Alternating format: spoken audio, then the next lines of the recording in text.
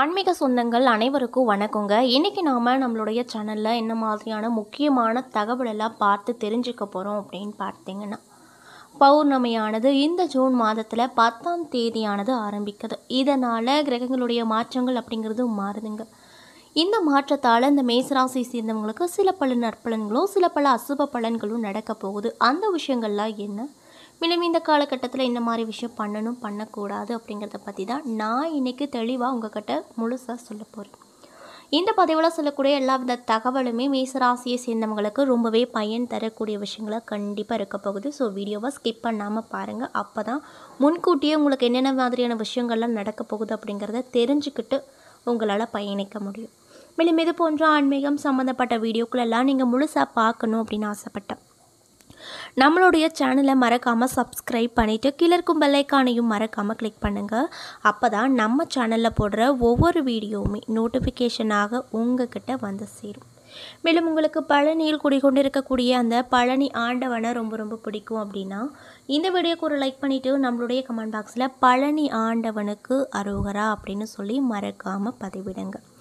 இந்த சமயத்தில் நீங்கள் அந்த முருகனை மனதார நினைத்துட்டு இப்படி ஒரு விஷயம் பண்ணும்போது கண்டிப்பாக நீங்கள் என்ன விஷயம்லாம் நடக்கணும்னு நினைக்கிறீங்களோ அந்த விஷயங்கள் அனைத்துமே இந்த முருகப்பெருமான் நிச்சயமாக நடத்தி கொடுப்பாரு. ஸோ நம்பிக்கையோடு இந்த விஷயங்களை செஞ்சு பாருங்கள். ஸோ இப்போ வாங்க நம்ம வீடியோக்குள்ளே போய் முழுசாக பார்த்து தெரிஞ்சுக்கலாம். 12 ராசிக்காரர்களுக்கும் ஒவ்வொரு ராசியினருக்கும் வெவ்வேறு விதமான குணங்கள் இருப்பது எல்லோருக்குமே தெரியும். அது மட்டும் இல்லாமல் அந்தந்த ராசிக்குரிய அதிபதிகளை வைத்தே அவர்களுடைய குணநலங்கள் கருதப்படுதுங்க. அந்த வகையில் இந்த மேச ராசி அப்படிங்கிறது கால புருஷனுக்கு முதல் ராசி அப்படின்னு சொல்லப்படுதுங்க. மேலும் இந்த ராசியுடைய அதிபதி யார் அப்படின்னு பார்த்தீங்கன்னா செவ்வாய் பகவான். அது மட்டும் இல்லாமல் மேச ராசிக்காரங்க நீதிமான்களாக இருப்பாங்க. 12 ராசிகளில் முதல் ராசியாக வருவதால் எதிலையுமே முதன்மை பெற்றவர்களாக இருக்கணும் அப்படின்ற எண்ணமும் இயல்பாகவே இவங்களுக்கு இருக்கும். பெரும்பாலும் இவங்க கோபக்காரங்களாகவும் அநீதியை கண்டு பொங்கக்கூடிய நபர்களாகவும் இருப்பாங்க.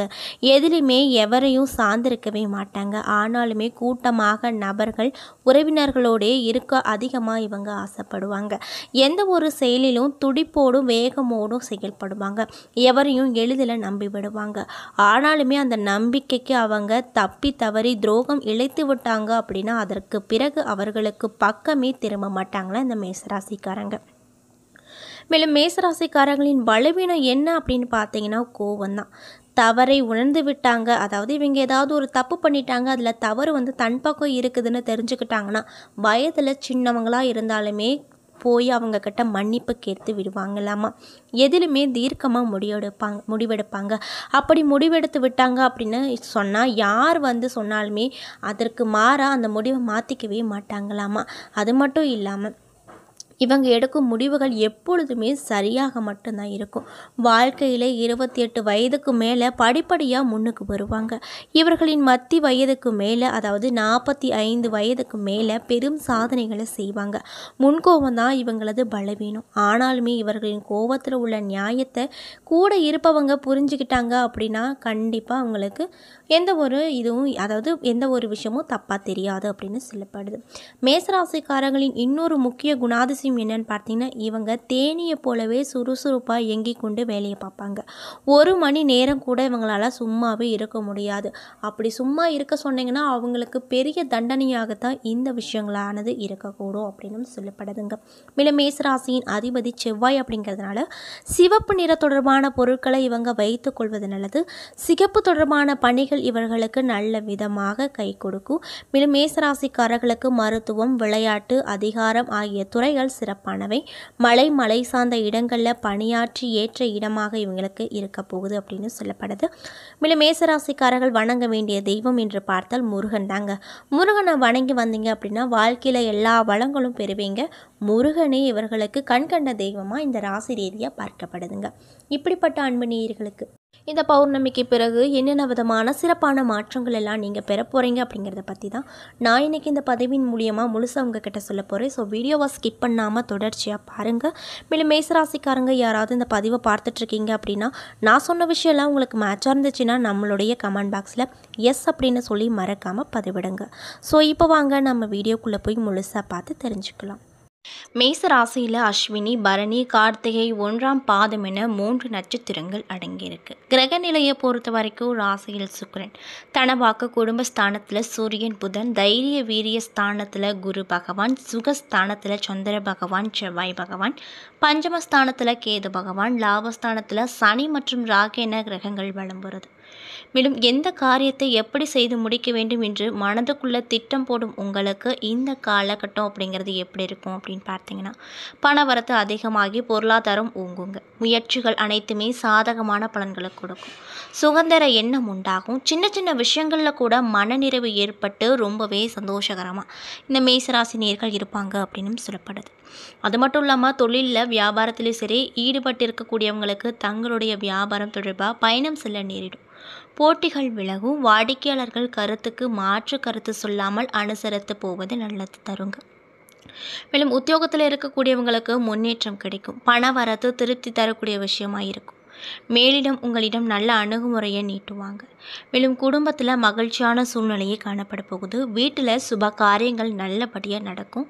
உடல் ஆரோக்கியம் பெறும். வார்த்தைகளில் நிதானத்தை கடைபிடிப்பது மற்றும் மற்றவர்களிடம் கருத்து வேற்றுமை ஏற்படாமல் தடுக்க உங்களுக்கு உதவிகரமாக இருக்கும். வாழ்க்கை துணையின் நலனில் அக்கறை பார்ப்பீங்க. மேலும் பெண்களுக்கு பண வரத்து அதிகமாகி பொருளாதாரம் ஓங்கும். முயற்சிகளில் சாதகமான பலன்கள் கிடைக்க போகுது. சின்ன விஷயங்களில் கூட கவனமாக நீங்கள் அதை செஞ்சு முடிப்பீங்க.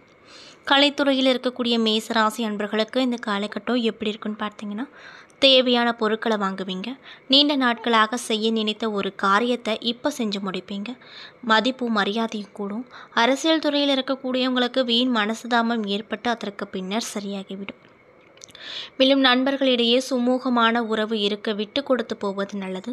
வாழ்வில் முன்னேற அக்கறை காட்டுவீங்க. மேலும் மன துணிவு அப்படிங்கிறது அதிகரிக்குங்க. அது மட்டும் இல்லாமல் பண வரத்து அப்படிங்கிறது எதிர்பார்த்தபடி உங்களுக்கு திருப்திகரமாக இருக்குங்க. மாணவர்களாக இருக்கக்கூடிய மேசராசி நேர்களுக்கு இந்த காலகட்டம் எப்படி இருக்கும் அப்படின்னு பார்த்தீங்கன்னா, கருத்துக்களுக்கு மாற்று கருத்துகள் கூறாமல் அனுசரித்து செல்வது நல்லது. அது மட்டும் இல்லாமல் சுமூகமான சூழ்நிலை ஏற்படுத்தும். கல்வியில் முன்னேற்றத்தை இந்த காலகட்டத்தில் உங்களால் பார்க்க முடியும் அப்படின்னு சொல்லப்படுதுங்க. அதே போல் அஸ்வினி நட்சத்திர அன்பர்களுக்கு இந்த பௌர்ணமிக்கு பிறகு என்ன விதமான மாற்றங்கள் எல்லாம் கிடைக்கும் அப்படின்னு பார்த்தீங்கன்னா, உத்தியோகத்தில் இருக்கக்கூடியவங்களுக்கு வீண் அலைச்சலும் டென்ஷனும் ஏற்பட்டு அதற்கு பின்னர் சரியாகும். வீண் வாக்குவாதங்களை தவிர்ப்பது நல்லது. கணவன் மனைவிக்கிடையே தேவையில்லாத ஒரு விஷயத்தால் கருத்து வேற்றுமைகள் உண்டாகக்கூடும். அப்படிங்கிறதுனால இந்த காலகட்டத்தில் பேச்சுவார்த்தைகளில் நீங்கள் ரொம்ப கவனமாக இருக்கணும். அது மட்டும் இல்லாமல் உங்களுடைய பிள்ளைகளால் திடீர் செலவுகள் உண்டாகக்கூடுங்க. மேலும் பரணி நட்சத்திர அன்பர்களுக்கு இந்த காலகட்டம் எப்படி இருக்குன்னு பார்த்தீங்கன்னா, யாரையும் எதிர்த்து கொள்ளாமல் அனுசரித்து போவது நன்மையை கொடுக்கும். வீண் மனக்கவலை, காரிய தாமதம் உண்டாகும். பணவரத்து அப்படிங்கிறது அதிகரிக்கும். வாக்குவன்மை ஏற்படும். உங்கள் பேச்சுக்கு மற்றவர்கள் செவி சாய்ப்பார்கள். புதிய நண்பர்கள் கிடைப்பாங்க. தொலை தூரத்தில் இருந்து நல்ல தகவல்கள் இப்பொழுது வந்து சேருங்க. இதனால் ரொம்ப சந்தோஷமாக இருப்பீங்க. மேலும் கார்த்திகை 1ஆம் பாத நட்சத்திர அன்பர்களுக்கு இந்த காலகட்டம் எப்படி இருக்குன்னு பார்த்தீங்கன்னா, தொழில் வியாபாரத்தில் முன்னேற்றம் ஏற்படும். லாபம் அதிகரிக்கும். பழைய பாக்கிகள் வசூலாகும். வியாபாரம் மற்றும் தொழில் தொடர்பான கடித போக்கு சாதகமான பலனை கொடுக்கும். புதிய ஆர்டர்கள் கிடைக்க போகுதுங்க. பணியாட்கள் மூலமாக நிறைய விதமான நன்மைகள் கிடைக்குங்க. உத்தியோகத்தில் இருக்கக்கூடியவங்களுக்கு திறமையாக எதையும் செய்து முடித்து பாராட்ட பெறுவார்கள். மேலும் நீங்கள் என்ன மாதிரியான விஷயத்தை பரிகாரமாக செய்யணும்னு பார்த்தீங்கன்னா, செவ்வாய்க்கிழமை அன்று முருகனுக்கு தீபம் ஏற்றி அர்ச்சனை செய்து வணங்கி வர உங்களுக்கு ஏற்பட்டிருக்கக்கூடிய எதிர்ப்புகள் விலகும். எல்லாமே நலன்களாக உண்டாகும். மேலும் உங்களுக்கு அதிர்ஷ்டம் தரக்கூடிய நாட்கள் திங்கள், புதன், வெள்ளி. சந்திராஷ்டம தினங்கள் 10, 11. அதிர்ஷ்டம் தரக்கூடிய தினங்கள் 21 மற்றும் 22 அப்படின்னு சொல்லப்படுதுங்க. என்ன நண்பர்களே, இந்த பதிவின் மூலியமாக இந்த மேசராசியை சேர்ந்தவங்களுக்கு இந்த ஜூன் மாதம் 10ஆம் தேதிக்கு பிறகு, அதாவது இந்த பௌர்ணமிக்கு பிறகு சில பல நற்பலன்கள்லாம் உங்கள் வாழ்க்கையில் நடக்க போகுது. அந்த விஷயங்கள் என்ன, மேலும் நீங்கள் இந்த காலகட்டத்தில் என்ன மாதிரியான விஷயத்தில் கவனமாக இருக்கணும், என்னென்ன விஷயம்லாம் பண்ணணும் பண்ணக்கூடாது அப்படிங்கிறத பற்றி தெளிவாகவும் விரிவாகவும் நான் இன்றைக்கி இந்த வீடியோ பதிவின் மூலியமாக முழுசாக உங்கள்கிட்ட ஷேர் பண்ணியிருப்பேன். இந்த பதிவில் சொல்லியிருக்கக்கூடிய எல்லா வித தகவலுமே உங்களுக்கு கண்டிப்பாக பயன் தரக்கூடிய விஷயங்களாக தான் அமைஞ்சிருக்கும்.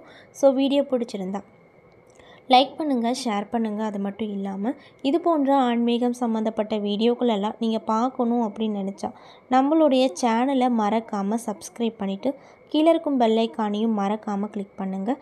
அப்போ தான் நம்ம சேனலில் போடுற ஒவ்வொரு வீடியோவுமே நோட்டிஃபிகேஷனாக உங்ககிட்ட வந்து சேரும். அது மட்டும் இல்லாமல் உங்களுக்கு பழனி ஆண்டவனை ரொம்ப ரொம்ப பிடிக்கும் அப்படின்னா இந்த வீடியோக்கு ஒரு லைக் பண்ணிவிட்டு